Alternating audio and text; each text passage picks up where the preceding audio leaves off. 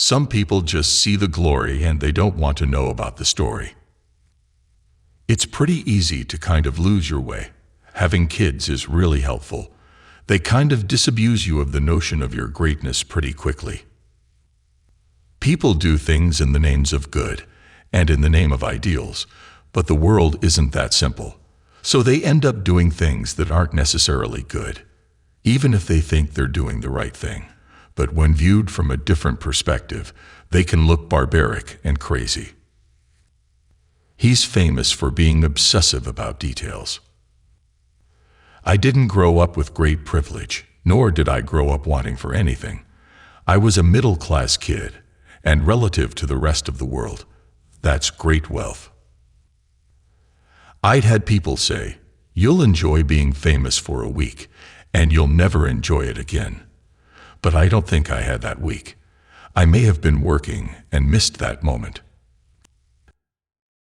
If you can't help people, then what is the point of being successful? As actors, we react to the material that's out there, and I probably just react more strongly to things that I feel will have some social value. The ideal life is you don't sell a single magazine. Nobody's interested, but they want to come see your movie, because that gives you true freedom. If there's an idea I think is really good and I feel like I can write it, then I'll do it. Fame is really strange. One day you're not famous, and then the next day you are. And the odd thing is that you know intellectually that nothing in the world is different. What mattered to you yesterday are the same things that matter today, and the rules all still apply, yet everyone looks at you differently. I've gotten much better at multitasking.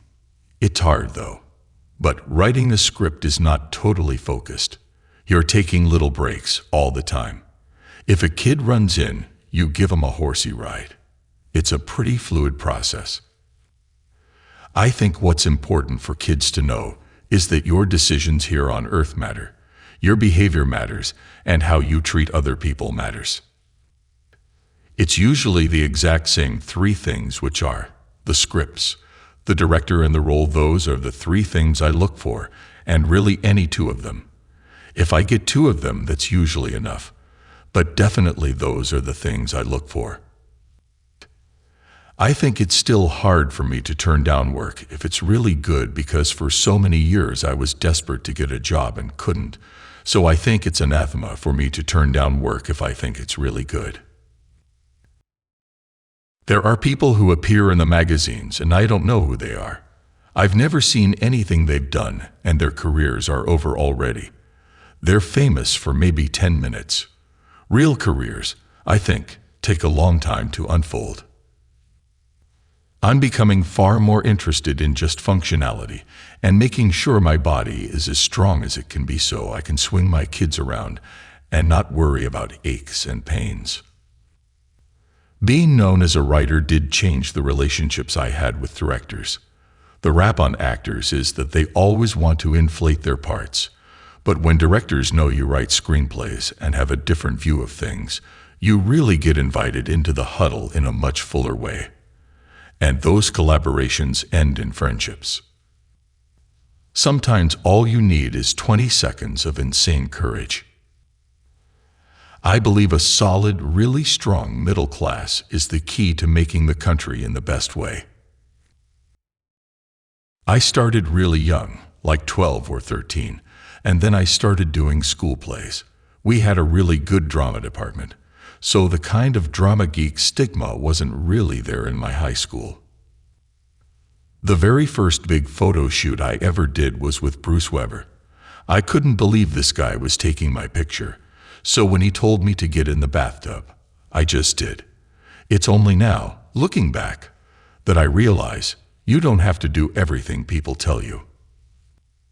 Some people get into this business, and they're so afraid to lose anything.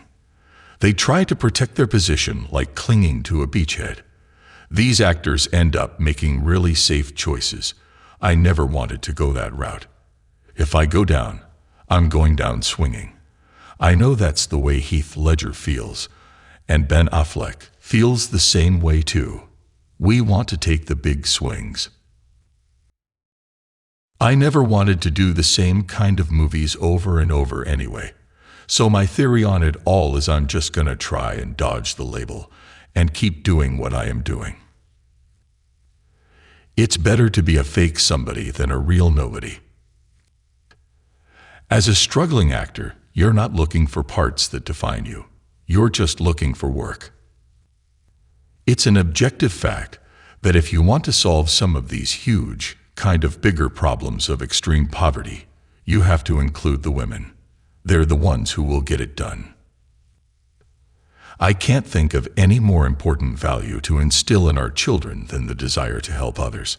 I feel strongly about setting an example for them. Real problems can be solved by the next generation if we instill in them the right values. Eventually, stardom is going to go away from me. It goes away from everybody, and all you have in the end is to be able to look back and like the choices you made. I'm always cautious about overstepping any boundaries.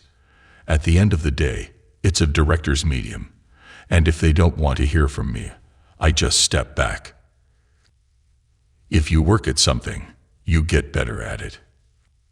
Part of the American ethos is that you want to leave something better for your kids than you had, and I know that my parents felt that way, and I know that my grandparents felt that way, and everybody worked hard so that their kids had a better chance.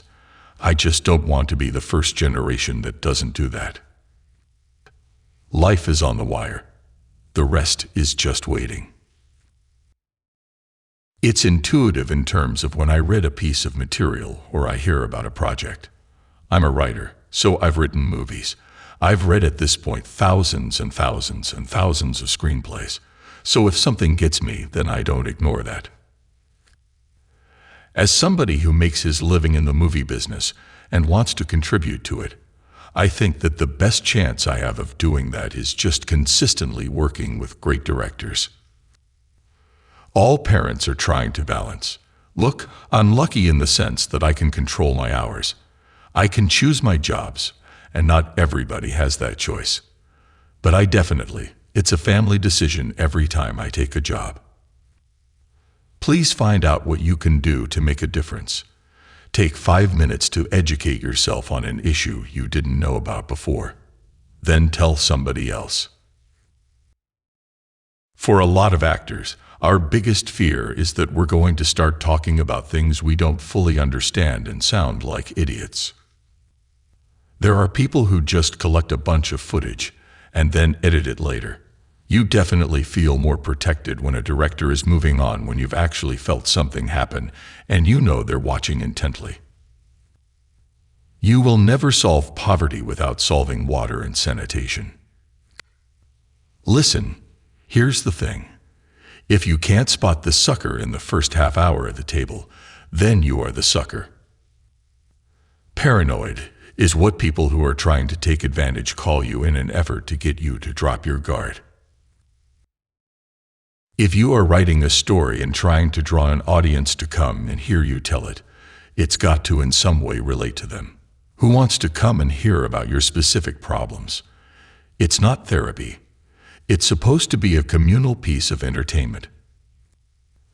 I think what makes a good actor's director is somebody who understands what I'm doing and is respectful of it, but who also has a vision and is directing me toward their vision in a way that feels productive. I think what makes a good actor's director is the same thing that makes a good director. Acting is just one of the trades necessary to make a movie. I've passed on a lot of huge money jobs. Money doesn't enter into the decision-making. If I do a big blockbuster, it's about how big an audience you'll get and where you can take them. It's just better to be yourself than to try to be some version of what you think the other person wants. I've been really lucky. I'll completely forget that I'm a celebrity. And then something will happen. And I'll go, oh right. Clean water is only as far away as the nearest tap, and there are taps everywhere. There's a faucet everywhere, but the reality is, The water in our toilets is cleaner than the water that most people are drinking. Any moron with a pack of matches can start a fire. Raining down sulfur takes a huge level of endurance. Mass genocide is the most exhausting activity one can engage in next to soccer.